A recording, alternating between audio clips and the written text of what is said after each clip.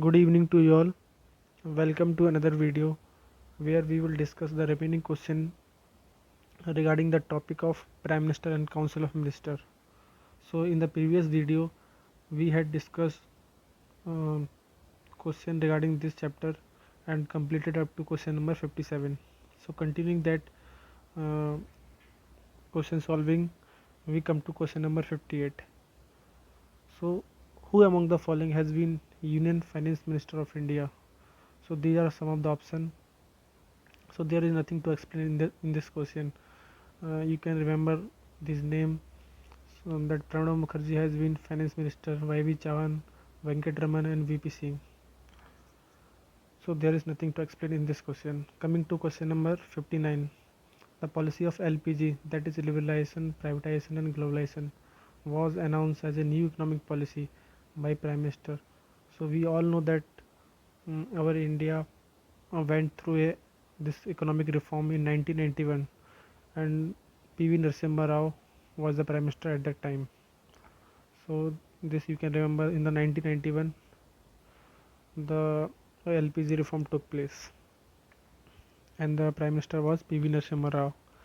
Coming to next question, which of the following statement is not true for Dr. Manmohan Singh? He has been finance minister. Yeah, that's true, because he was the finance minister at the time of LPG reforms. Uh, Former governor of Reserve Bank of India, that is also correct. He has not been a former chairperson of Finance Commission. So this is a incorrect statement. He has been a former representative of India at IMF. So these questions are rarely asked in any PCS or UPSC, but in some lower exam these questions are asked. So you can remember in this way that he has been a finance minister, he has been a governor, and he has been a representative of India at IMF. So chairman of Finance Commission was not held by Dr. Manmohan Singh. So C is the right answer. Coming to question number 61. Minister assertion says that minister make policy and civil servant adhere to that policy.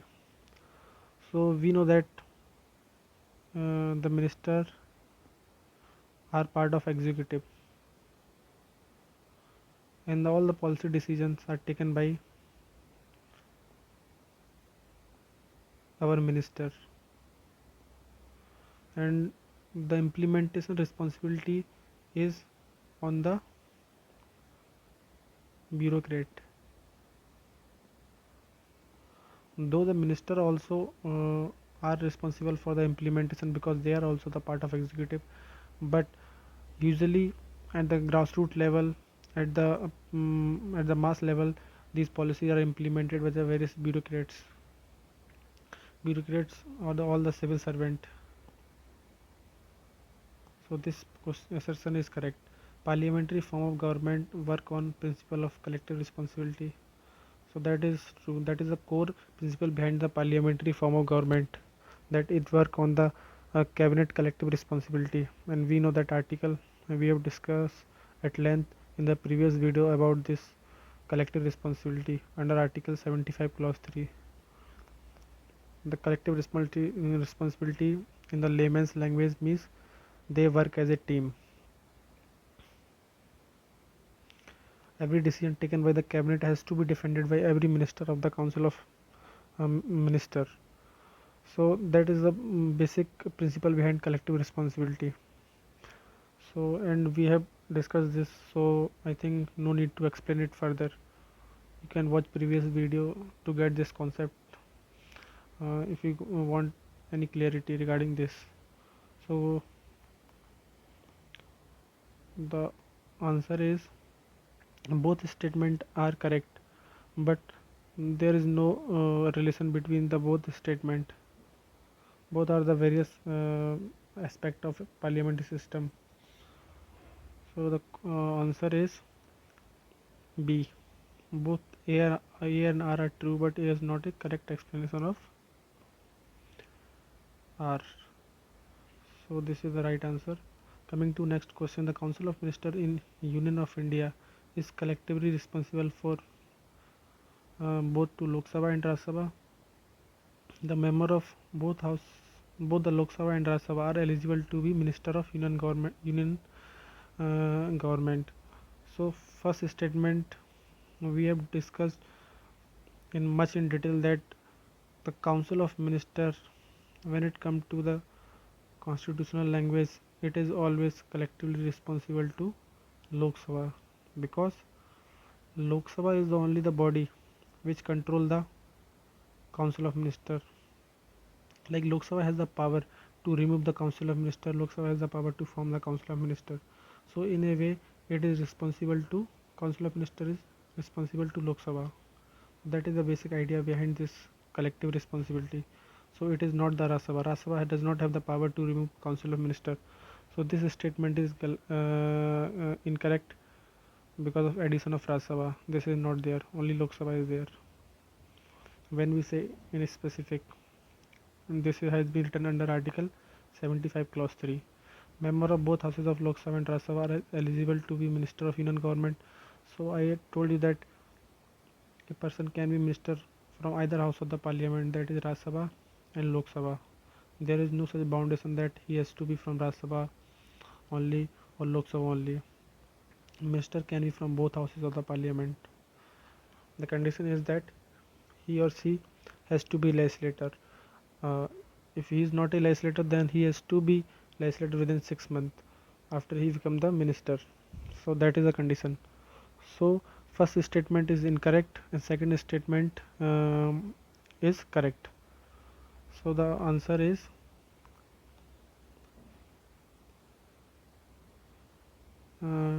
D. A is false. A is incorrect. I told you why it is incorrect, because Rajya Sabha council of minister is not collectively responsible to Rajya Sabha. It is collectively responsible only to Lok Sabha. So this makes this statement wrong and second is true. Given below are the two statements. One is labeled as assertion and reason.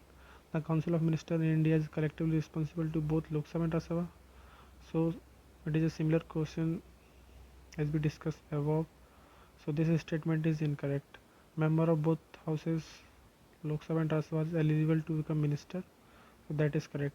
So the answer is first is incorrect and second is true. D.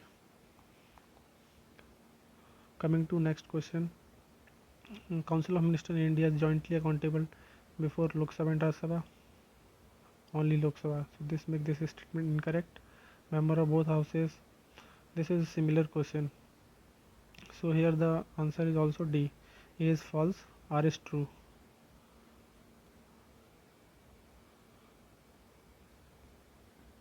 Question number 65. Consider the following statement and choose the correct answer from the code below. Describing a person as deputy prime minister is a political decision. So I told you that there is no such constitutional obligation in our Indian constitution that there has to be a deputy prime minister. Article 74 talks 75 talks only of prime minister, that the president shall appoint the prime minister. So deputy prime minister is just a political move to appease any party or a person. A post has been given of deputy prime minister, like in the at the present time also there are some deputy chief minister, like in UP there are two deputy chief minister, but there is no such constitutional obligation that there has to be a deputy chief minister. In this likewise there is no such post like deputy prime minister. At times they have been appointed, but they are for just a political appeasement. So this statement is true, and I gave the example of Chaudhary Devilal. He was appointed the deputy prime minister in the government of VP Singh. It does not confer on any power on of prime minister. Obviously it does not confer any power of prime minister because there is only one prime minister. This deputy prime minister is similar to a cabinet minister, but symbolically he is called deputy prime minister. So we can read from the explanation also. The answer is B. Both A and R are true. So in Constitution of India, the duty and office of Deputy Prime Minister is not mentioned. That is, it is, we can say that, extra constitutional. There is no mention in the Constitution. But conventionally, a cabinet minister is declared as Deputy Prime Minister. So I told you that some important portfolio is given to that minister, and we call those minister cabinet minister, and it does not confer any power of Deputy Prime Minister. So both statements are correct. Coming to next question. The executive power of Union of India is vested in the Prime Minister. So this has been discussed many times that executive power in India, our parliamentary system, has two executive, real, nominal. Real executive is the Prime Minister and nominal executive is President.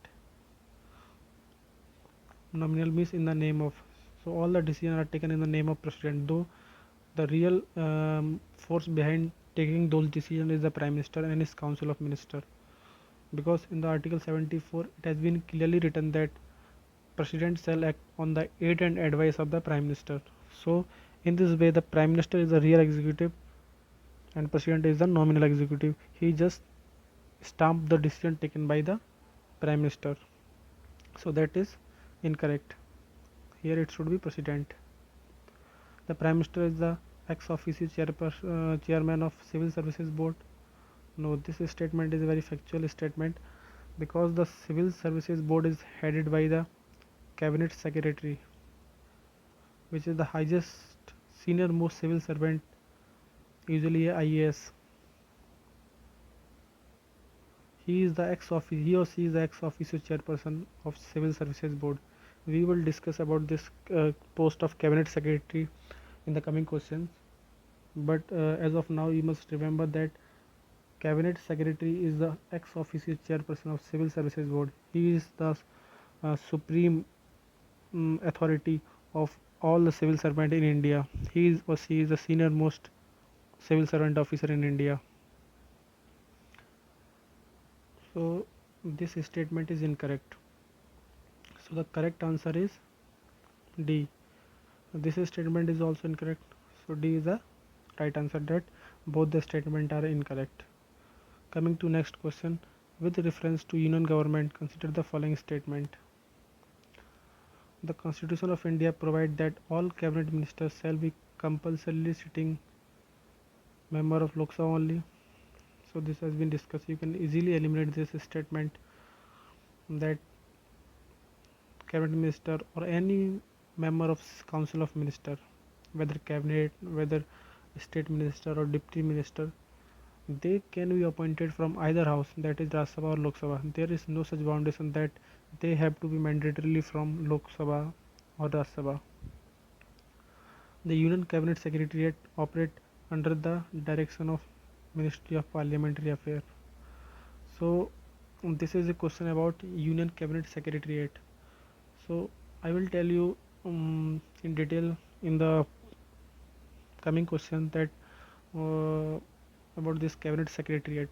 But as of now, you must remember that this Union Cabinet Secretariat, basically Union Cabinet Secretariat, work under direct supervision of Prime Minister.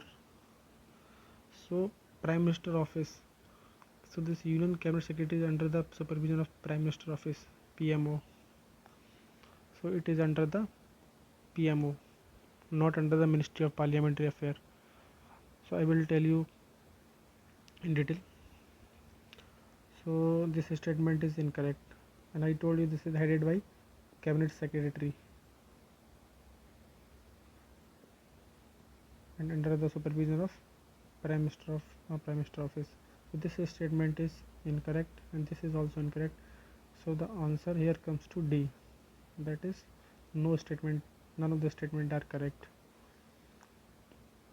And it has been written here also that administrative chief is cabinet secretary, who is ex officio chairperson of Civil Services Board.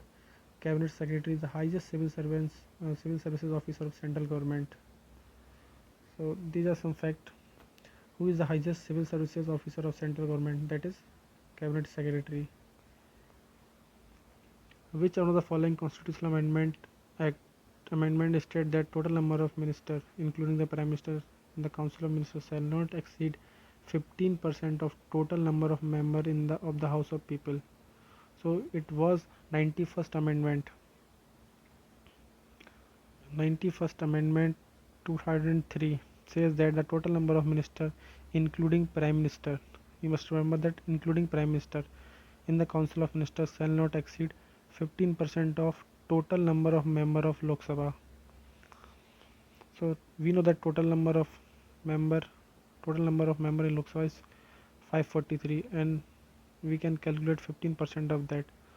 So that much minister can be appointed in the Council of Minister, and this foundation has been put into place because we know that the executive, legislature, judiciary are the three part of our government.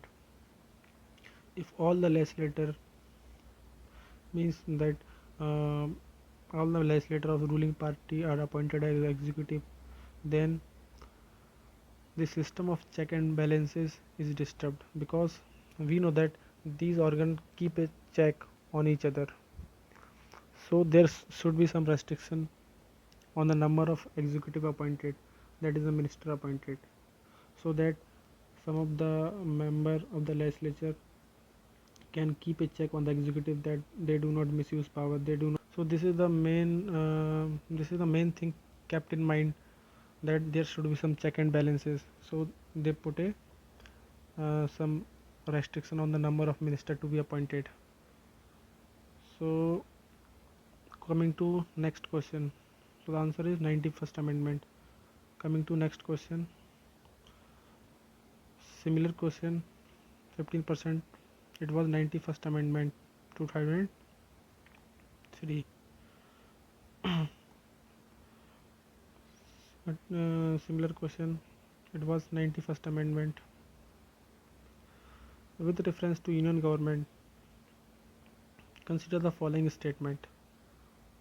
So this question is somewhat the number of minister at center on 15 August. This was this. So this is a static question.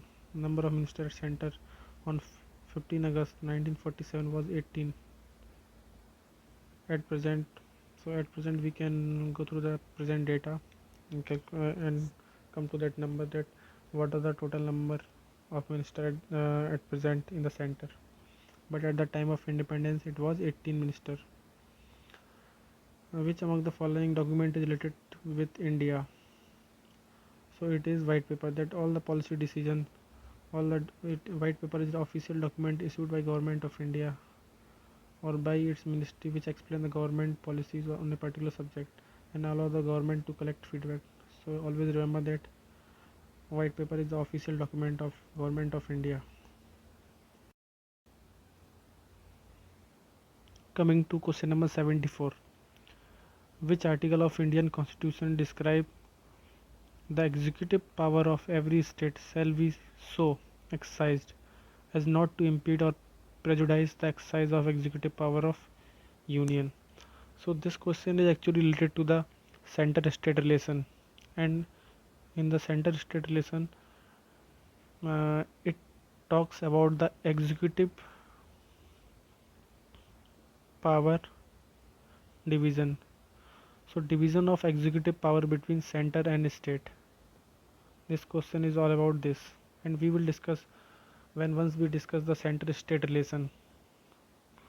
There we will discuss about the legislative power division and executive power division between center and state. Like in the legislative field we have the three lists: union list, state list and concurrent list.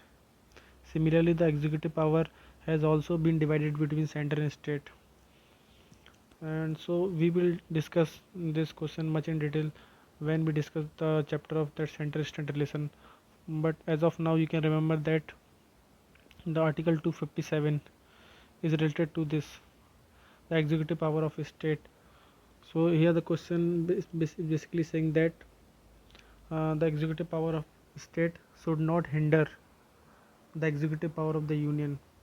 So suppose any law has been made by the state center, Suppose we can take a example of CA, that is Citizenship Amendment Bill. So some of the state uh, were in against to implement this law. So as we know that this is a subject of union list, and Parliament has full authority to make a law, and for its implementation, it has also the power to implement it. And I told you that some of the states were opposing that bill to implement in their state. So under this article, center can give direction that the state can't hinder or become a hurdle in the implementation of that executive decision. So basically, we will discuss much about this in detail when we once discuss the center state relation. But as of now, you can remember that it is Article 257. Coming to question number 75, reorganization of union cabinet is based on. So answer is A. Gopal Swami Iyengar. Coming to question number 76, which of the following is or are the function of cabinet secretariat? So this question I was telling that I will discuss, but once let me check which all question are left.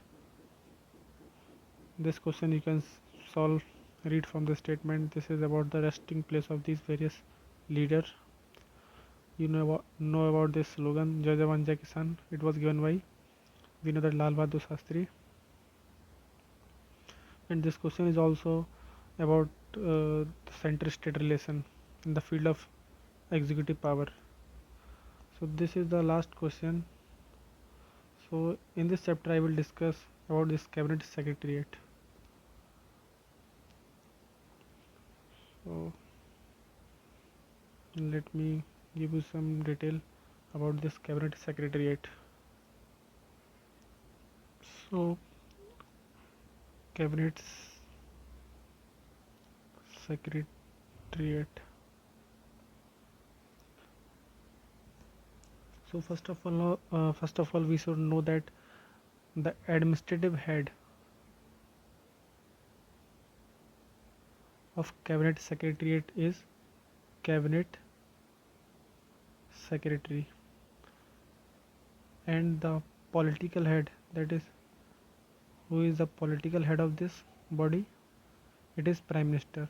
And I told you that it work under the supervision of prime minister in the prime minister office. So this is the basic composition. And I must tell you that this cabinet secretary does not hold any particular department like we have in our country, like finance secretary, the home secretary. So they hold the particular department, but this cabinet secretary does not hold any particular department. So this is the basic information. Now coming to the work of this cabinet secretariat. So the important work of this cabinet secretariat is that it provides secretarial assistance to cabinet and cabinet committees. So the main task of this cabinet secretariat is to provide secretarial assistance to cabinet. We know that cabinet minister, and to the cabinet committees. So this is the main task of this cabinet secretariat. And I told you that it is headed by cabinet secretary, and it is under the direct supervision of prime minister and prime minister office. And you must know that this cabinet secretary is appointed for a fixed tenure of 2 years, but a total extension can be given under All India's Service Rule 1958. All India Service Rule 1958, a extension can be given to the office of cabinet secretary, but that total tenure does not exceed 4 years. 2 year is fixed, and the total tenure should not exceed 4 years, including that 2 year.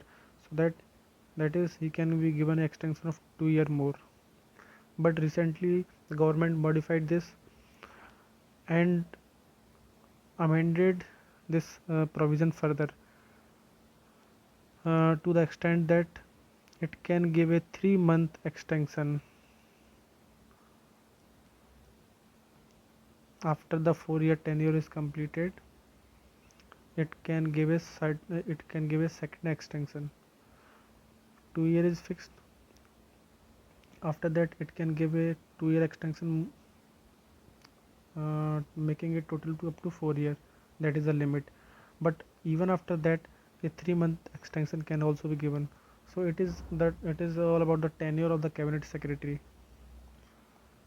Now coming to the various department under the cabinet secretary. So there are, I told you that there is no particular department under the cabinet secretary.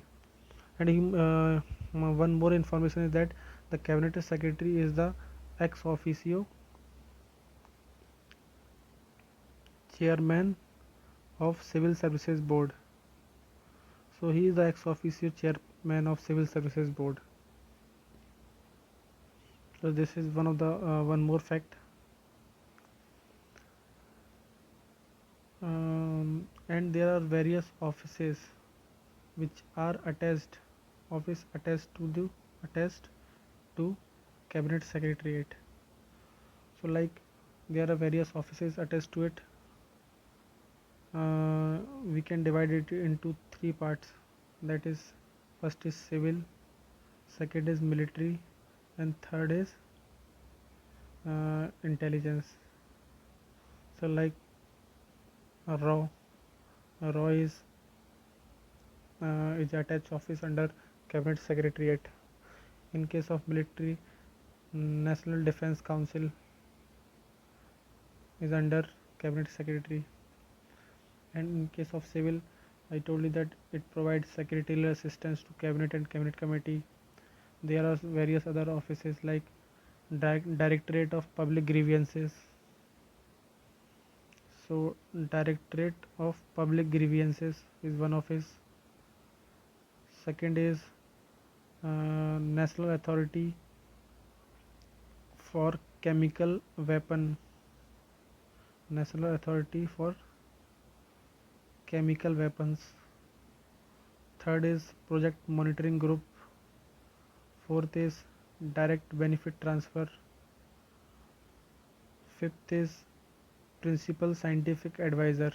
So these are various offices. You do not have to cram these offices, but for your information I am telling that these are some of the offices which are attached under the office of cabinet secretary.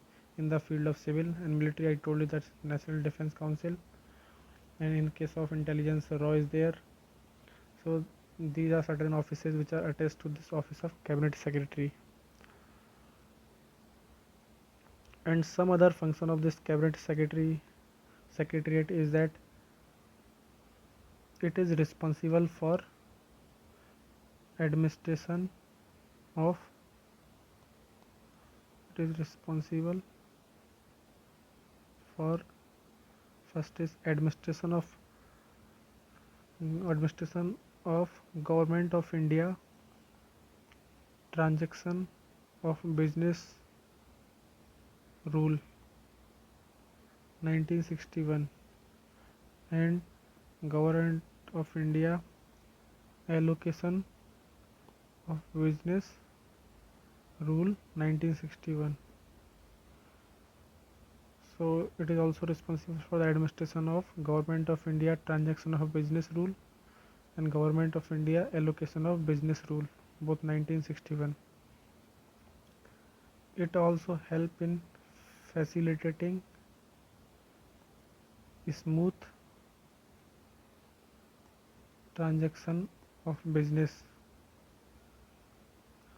in ministries or department of government by adhering to these rules.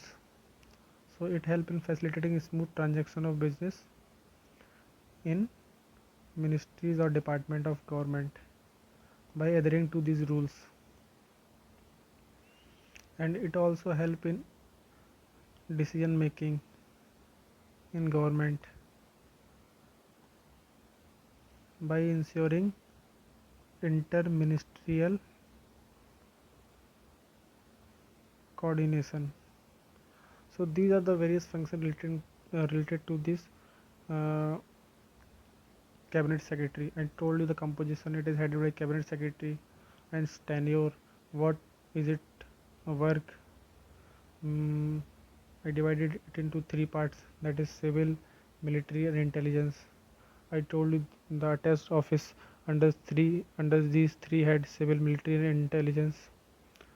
And I told you that he is the ex-officer chairperson of Civil Services Board. What are the various offices I told you, and some of the more function of this cabinet secretary. Administration of Government of India rules, both Government of India rules, facilitating smooth transaction in ministries or department of government by adhering to these rules. And third is decision making in government by ensuring interministerial coordination. So in this way we have completed this cabinet, the office of cabinet secretary. So now we can solve this question easily. The function, the preparation of agenda for cabinet meeting, that is true. Secretarial assistance to cabinet committee, that is true. So this I told you that it provides secretarial assistance to cabinet meetings, cabinet committees, prepare agenda for cabinet meeting, that I told you. uh, Allocation of financial resources, so this is not the work of cabinet secretary, so the answer here is only C. So here I forgot to tell you that the agenda for cabinet meeting is also set by the cabinet secretary, cabinet secretariat. Although this question we can solve in this way. The last question of the day is, I told you this question related to the center-state relation, though we will try to solve this question. The executive power of the state are exercised to ensure compliance of the law of the parliament and the law applied in the state. So it is one of the executive power of the state. It is under Article 256. This has been one of the executive power, that executive power of the state are exercised to ensure the compliance. So this statement basically says that any law made by the parliament has to be compliant by the state. If it is not, the government of India can give necessary direction to the state by using its executive power. So this statement is also correct, and both A and R are true, and R is the correct explanation of A. So this is related to this article only. So here we come to the end of this video. Thank you very much.